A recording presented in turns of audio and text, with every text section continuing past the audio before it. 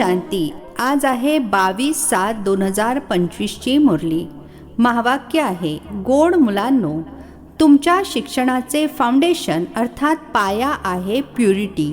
Purity असेल तर योगाचे जौहर अर्थात शक्ती भरू शकेल.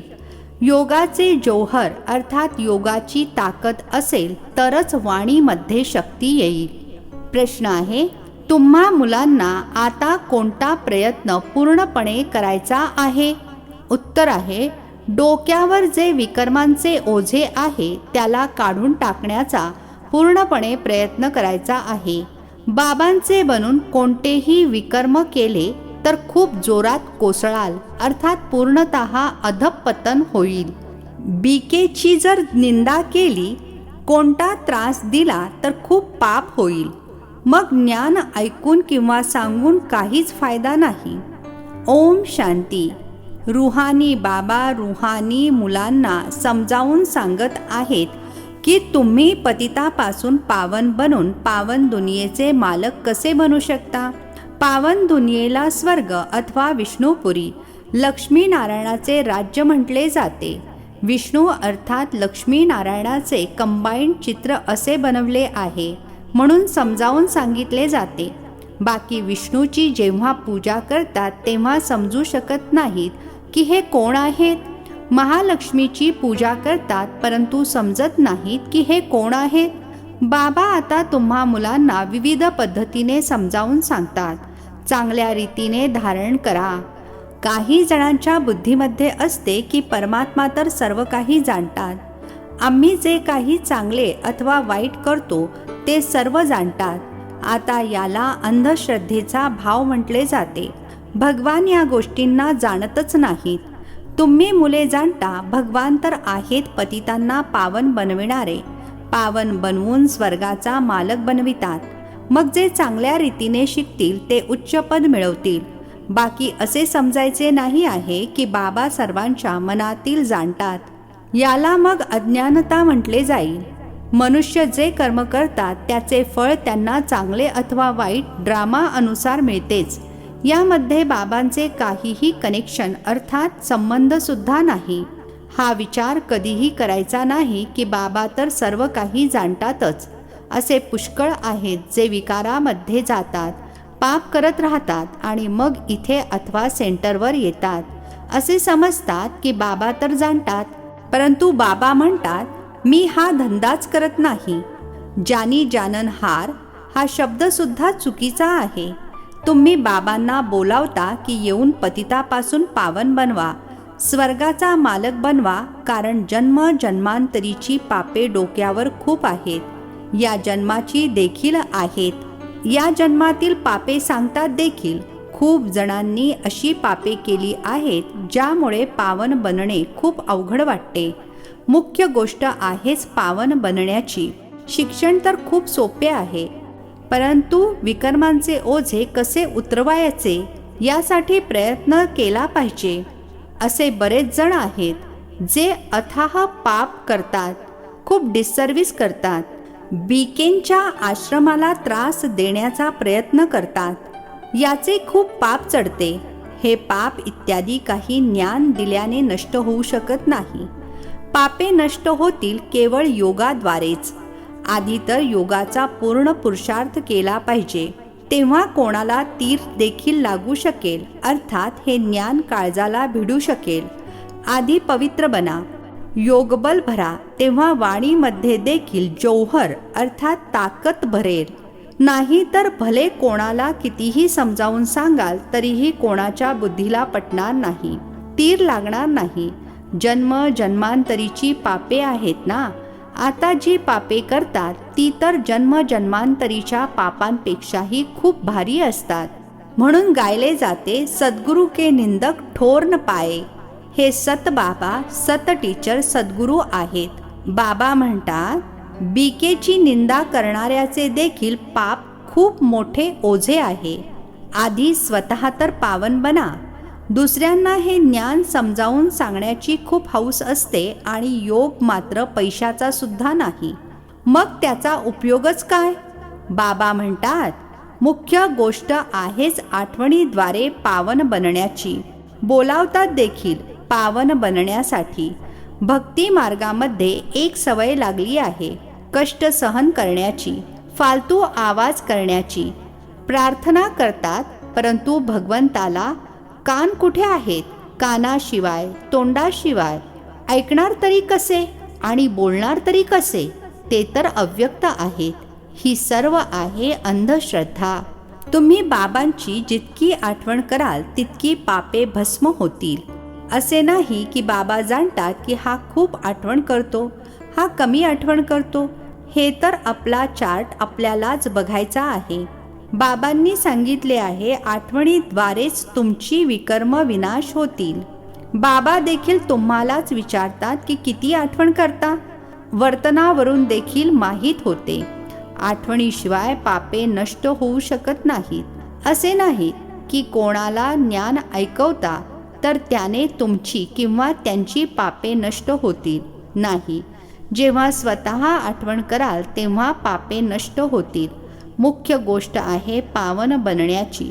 बाबा म्हणतात माझे बनला आहात तर कोणतेही पाप करू नका, नाही तर खूप जोराने कोसळाल. अपेक्षासुद्धा ठेवायची नाही की आपण चांगले पद मिळवू शकू. प्रदर्शनीमध्ये खूप जणांना समजावून सांगतात तर बस खुश होतात आपण खूप सेवा केली. परंतु बाबा म्हणतात आधी तुम्ही तर पावन बना, बाबांची आठवण करा. खूप जण आठवणीमध्ये फेल होतात. ज्ञान तर खूप सोपे आहे, फक्त 84 जन्मांच्या चक्राला जाणून घ्यायचे आहे. त्या अर्थात लौकिक शिक्षणामध्ये किती गणित शिकतात, मेहनत करतात, कमावणार काय? शिकता शिकता मृत्यू झाला तर शिक्षणच संपते. तुम्ही मुले तर जितके आठवणीमध्ये राहाल तितकी धारणा होईल. पवित्र बनला नाहीत, पापे भस्म केली नाहीत तर खूप सजा भोगावी लागेल. असे नाही की आमची आठवण तर बाबांपर्यंत पोहोचतेच. बाबा काय करतील? तुम्ही आठवण कराल तर तुम्ही पावन बनाल. यामध्ये बाबा काय करणार? काय शाबासकी देणार? अशी खूप मुले आहेत जी म्हणतात आम्ही तर सदैव बाबांची आठवण करतच असतो, त्यांच्याशिवाय आमचे आहेच कोण? या देखील थापा मारत राहतात. आठवणीमध्ये तर खूप मेहनत आहे. आपण आठवण करतो का नाही हे देखील समजू शकत नाहीत. अजाणतेपणी म्हणतात आम्ही तर आठवण करतोच. मेहनतीशिवाय कोणी थोडाच विश्वाचा मालक बनू शकेल, उच्चपद मिळवू शकत नाही. आठवणीचे जौहर अर्थात आठवणीची ताकद जेव्हा भराल तेव्हा सेवा करू शकाल. मग बघितले जाईल किती सेवा करून प्रजा बनवली. हिशोब पाहिजे ना. आपण किती जणांना आपसमान बनवतो. प्रजा बनवावी लागेल ना, तेव्हा राजाई पद मिळवू शकाल. ती तर अजून काहीच नाही आहे.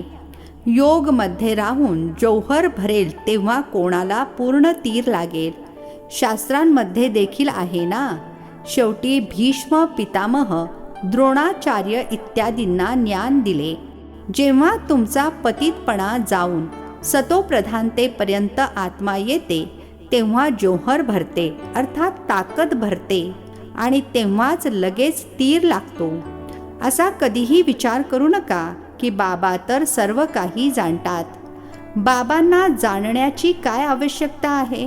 जे कराल तेच मिळणार. बाबा साक्षी होऊन बघत राहतात. बाबांना लिहितात आम्ही अमक्या ठिकाणी जाऊन सेवा केली. बाबा विचारतील पहिले तुम्ही आठवणीच्या यात्रेवर तत्पर आहात? पहिली गोष्टच ही आहे और संग तोड एक बाप संग जोडो. देही अभिमानी बनावे लागेल. घरी राहून देखील असे समजायचे आहे ही तर जुनी दुनिया, जुना देह आहे. हे सर्व नष्ट होणार आहे. आपले काम आहे बाबा आणि वारशा सोबत. बाबा असे म्हणत नाहीत की गृहस्थ व्यवहारामध्ये राहू नका, कोणाशी बोलू नका. बाबांना विचारतात लग्नाला जाऊ? बाबा म्हणतात भले जा. तिथे देखील जाऊन सेवा करा. बुद्धीचा योग शिवबाबांसोबत असावा. जन्मजन्मांतरीची विकर्म आठवणीच्या बळानेच भस्म होतील. इथे देखील जर विकर्म करत असाल तर खूप सजा भोगावी लागेल. पावन बनता बनता विकारामध्ये कोसळला तर मेलाच. एकदम तुकडे तुकडे होतात. श्रीमतावर न चालल्याने खूप नुकसान करतात. पावला पावलावर श्रीमत पाहिजे. अशी काही पापे करतात ज्यामुळे योग लागू शकत नाही, आठवण करू शकत नाही. कोणाला जाऊन म्हणाले भगवान आलेले आहेत, त्यांच्याकडून वारसा घ्या, तर ते मानणार नाहीत, तीर लागणार नाही. बाबांनी सांगितले आहे, भक्तांना ज्ञान ऐकवा, व्यर्थ कोणालाही देऊ नका, नाही तर आणखीनच निंदा करतील. कितीतरी मुले बाबांना विचारतात, बाबा आम्हाला दान करण्याची सवय आहे, आता तर ज्ञानामध्ये आलो आहे, आता काय करायचे? बाबा सल्ला देतात, मुलांनो, गरिबांना दान देणारे तर खूप आहेत. गरीब काही उपाशी मरत नाहीत. फकीरांकडे तर खूप पैसे पडून असतात. म्हणून या सर्व गोष्टींमधून बुद्धी काढून टाकली पाहिजे. दान इत्यादी करताना देखील खूप काळजी घेतली पाहिजे. खूप जण अशी काही कामे करतात, काही विचारू नका, आणि मग स्वतः समजत देखील नाहीत की आपल्या डोक्यावर खूप मोठे ओझे वाढत जात आहे. ज्ञान मार्ग काही हसी कुडीचा अर्थात मजाक करण्याचा मार्ग नाहीये. बाबांसोबत तर मग धर्मराज देखील आहे. धर्मराजाकडून खूप खूप फटके खावे लागतात. असे म्हणतात ना, जेव्हा शेवटी धर्मराज हिशोब घेईल तेव्हाच कळेल. जन्मजन्मांतरीच्या सजा भोगण्यामध्ये काही वेळ लागत नाही. बाबांनी काशी कलवटचे देखील उदाहरण दिले आहे. तो आहे भक्ती मार्ग, हा आहे ज्ञान मार्ग. मनुष्यांचा देखील बळी चढवतात, याची देखील ड्रामामध्ये नोंद आहे. या सर्व गोष्टींना समजून घ्यायचे आहे. असे नाही की हा ड्रामा बनवलाच का, चक्रामध्ये आणलेच का. चक्रामध्ये तर येतच राहणार. हा तर अनादी ड्रामा आहे ना. चक्रामध्ये आला नाहीत तर मग दुनियाच राहणार नाही. मोक्ष तर होत नाही. मुख्य असणाऱ्याचा देखील मोक्ष होऊ शकत नाही. 5000 वर्षांनंतर देखील पुन्हा तुम्ही असेच चक्र फिरणार. हा तर ड्रामा आहे ना. फक्त कोणाला समजावून सांगितल्याने, वाणी चालविल्याने पद मिळणार नाही. आधी तर पतितापासून पावन बनायचे आहे. असे नाही, बाबा तर सर्व जाणतात. बाबा जाणून तरी काय करतील? आधी तर तुमची आत्मा जाणते श्रीमतावर आपण काय करत आहोत, कितपत बाबांची आठवण करतो. बाकी बाबा बसून हे जाणतील. याने फायदाच काय? तुम्ही जे काय करता तेच तुम्ही मिळवणार. बाबा तुमच्या ॲक्टवरून अर्थात वर्तनावरून आणि सेवेवरून जाणतात. हा मुलगा चांगली सेवा करतो. अमक्याने बाबांचे बनून खूप विकर्म केली आहेत, तर त्याच्या मुरलीमध्ये जौहर अर्थात ती ताकद भरू शकत नाही. ही ज्ञान तलवार आहे. त्यामध्ये आठवणीच्या बळाची ताकद पाहिजे. योग बलाने तुम्ही विश्वावर विजय प्राप्त करता. बाकी ज्ञानाने तुम्ही नवीन दुनियेमध्ये उच्चपद मिळवाल. आधी तर पवित्र बनायचे आहे. पवित्र बनल्याशिवाय उच्चपद मिळू शकत नाही. इथे येतात नरापासून नारायण बनण्यासाठी. पतित थोडेच नरापासून नारायण बनतील. पावन बनण्यासाठी व्यवस्थित युक्ती वापरली पाहिजे. अनन्य मुले जी सेंटर्स सांभाळतात त्यांना देखील खूप मेहनत करावी लागेल. इतकी मेहनत करत नाहीत म्हणून ती ताकद भरली जात नाही, तीर लागत नाही. आठवणीची यात्रा आहे कुठे? फक्त प्रदर्शनीमध्ये खूप जणांना समजावून सांगतात. आधी आठवणीने पवित्र बनायचे आहे, नंतर मग आहे ज्ञान. पावन बनाल तर ज्ञानाची धारणा होईल. पतिताला धारणा होणार नाही. मुख्य सब्जेक्ट आहे आठवणीचा. त्या शिक्षणामध्ये देखील सब्जेक्ट असतात ना. तुमच्याकडे देखील भले BK बनतात, परंतु ब्रह्मा कुमार कुमारी भाऊ बहीण बनणे काही मावशीचे घर नाही आहे. अर्थात इतके सोपे नाही. फक्त नावापुरते बनायचे नाही. देवता बनण्यासाठी पहिले पवित्र जरूर बनायचे आहे. नंतर मग आहे अभ्यास.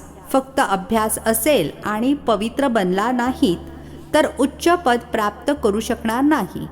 आत्मा पवित्र पाहिजे. पवित्र बनाल तेव्हाच पवित्र दुनियेमध्ये उच्च पद प्राप्त करू शकाल. बाबा पवित्रतेवरच जोर देतात. पवित्रता असल्याशिवाय तुम्ही कोणालाही ज्ञान देऊ शकणार नाही. बाकी बाबा बघत काहीच नाहीत, स्वतः बसले आहेत ना. सर्व गोष्टी समजावून सांगतात. भक्ती मार्गामध्ये भावनेचे भाडे मिळते, त्याचे देखील ड्रामामध्ये नोंदलेले आहे. शरीराशिवाय बाबा बोलतील कसे, ऐकतील कसे? आत्म्याला शरीर आहे तेव्हाच तर ऐकते, बोलते. बाबा म्हणतात मला कर्मेंद्रियच नाहीत, अर्थात देहच नाही, तर ऐकू कसे आणि कसे जाणू शकेन? असे समजतात की बाबा तर जाणतात, आम्ही विकारामध्ये जातो. जर जाणत नसतील तर त्यांना भगवान मानणारच नाही. असे देखील खूप असतात. बाबा म्हणतात मी आलो आहे तुम्हाला पावन बनविण्याचा रस्ता सांगण्याकरिता. साक्षी होऊन बघतो. मुलांच्या वर्तनावरून माहिती होते हा कपूत आहे का सपूत आहे. सेवेचा देखील पुरावा पाहिजे ना, हे देखील जाणता. जो करतो तो मिळवितो. श्रीमतावर चालेल तर श्रेष्ठ बनेल, नाही चालला तर आपणच घाणेरडा अर्थात विकारी बनून मग कोसळेल. कोणतीही गोष्ट असेल तर स्पष्टपणे विचारा. अंधश्रद्धेचा प्रश्नच नाही. बाबा फक्त म्हणतात आठवणीची ताकद नसेल तर पावन कसे बनणार. या जन्मामध्ये देखील अशी काही पापे करतात, काही विचारू नका. ही आहेच पाप आत्म्यांची दुनिया. सतयुग आहे पुण्य आत्म्यांची दुनिया. हा आहे संगम. कोणी तर डल हेड अर्थात मठ्ठ असेल तर धारणा करू शकणार नाहीत, बाबांची आठवण करू शकणार नाहीत. मग टू लेट अर्थात अति उशीर होईल. भंबोरला अर्थात दुनियेला आग लागेल. मग योगामध्ये देखील राहू शकणार नाही. त्यावेळेस तर हाहाकार माजेल. खूप दुःखाचे डोंगर कोसळणार आहेत. याचीच चिंता लागून राहिली पाहिजे की आपण आपले राज्यभाग्य तर बाबांकडून घ्यावे. देह अभिमान सोडून सेवेमध्ये रुजू झाले पाहिजे. कल्याणकारी बनायचे आहे. धन व्यर्थ घालवायचे नाही. जे लायकच नाही अशा पतिताला कधीही दान देता कामा नये, नाहीतर दान देणाऱ्यावर देखील येते. असे नाही की दवंडी पिटवायची आहे की भगवान आले आहेत. असे स्वतःला भगवान म्हणून घेणारे भारतामध्ये भरपूर आहेत. कोणीही मानणार नाही हे तुम्ही जाणता. तुम्हाला प्रकाश मिळाला आहे. अच्छा, गोड गोड खूप खूप वर्षांनंतर भेटलेल्या मुलांप्रती मात पिता बापदादांची प्रेमपूर्वक आठवण आणि सुप्रभात. आत्मिक पित्याचा आत्मिक मुलांना नमस्ते. आम्हा आत्मिक मुलांचा आत्मिक पित्याला नमस्ते. धारणेसाठी मुख्य सारांश आहे. पहिला पॉइंट आहे अभ्यासासोबतच पवित्र जरूर बनायचे आहे. असा लायक अथवा सपूत मुलगा बनून सेवेचा पुरावा द्यायचा आहे. श्रीमतावर स्वतःला श्रेष्ठ बनवायचे आहे. दुसरा पॉइंट आहे स्थूल धन देखील व्यर्थ घालवायचे नाही. पतितांना दान करायचे नाही. ज्ञान धन देखील पात्र असणाऱ्याला पाहूनच द्यायचे आहे. आजचे वरदान आहे जुन्या संस्कारांचा अग्निसंस्कार करणारे खरे परजीवा भव. जुन्या संस्कारांचा अग्निसंस्कार करणारे खरे मर्जीवा भव. स्पष्टीकरण आहे जसे मृत्यू झाल्यानंतर शरीराचे संस्कार करतात अर्थात दफन करतात, तर मग नाव रूप समाप्त होते. तशी तुम्ही मुले जेव्हा मर्जीवा बनता तेव्हा भले शरीर तेच आहे, परंतु जुने संस्कार स्मृती अथवा स्वभावाचा संस्कार करता. संस्कार केलेला मनुष्य परत समोर आला तर त्याला भूत म्हटले जाते. असे इथे देखील जर कोणते संस्कार केलेले संस्कार जागृत होतात तर ही देखील मायेची भूते आहेत. या भूतांना पळवून लावा. याचे वर्णन देखील करू नका. स्लोगन आहे कर्मभोगाचे वर्णन करण्याऐवजी कर्मयोगाच्या स्थितीचे वर्णन करत रहा. कर्मभोगाचे वर्णन करण्याऐवजी कर्मयोगाच्या स्थितीचे वर्णन करत राहा. अव्यक्त इशारे. संकल्पांची शक्ती जमा करून श्रेष्ठ सेवेच्या निमित्त बना. जसे राजा स्वतः कोणतेही कार्य करत नाही तर करवून घेतो. करणारे राज्य कारभारी वेगळे असतात. जेव्हा राज्य कारभारी ठीक नसतात तेव्हा राज्य डळमळीत होते. अशीच आत्मा देखील करावनहार आहे. करणहार या विशेष त्रिमूर्ती शक्ती अर्थात मन, बुद्धी आणि संस्कार आहेत. आधी त्यांच्यावर रुलिंग पॉवर असावी, तेव्हा ही साकार कर्मेंद्रिये आपणच योग्य रस्त्यावर चालतील. अच्छा. ओम शांती. नवनवीन मराठी व्हिडिओज प्राप्त करण्यासाठी सबस्क्राईब करा मराठी गॉड रिपोर्ट चॅनलला.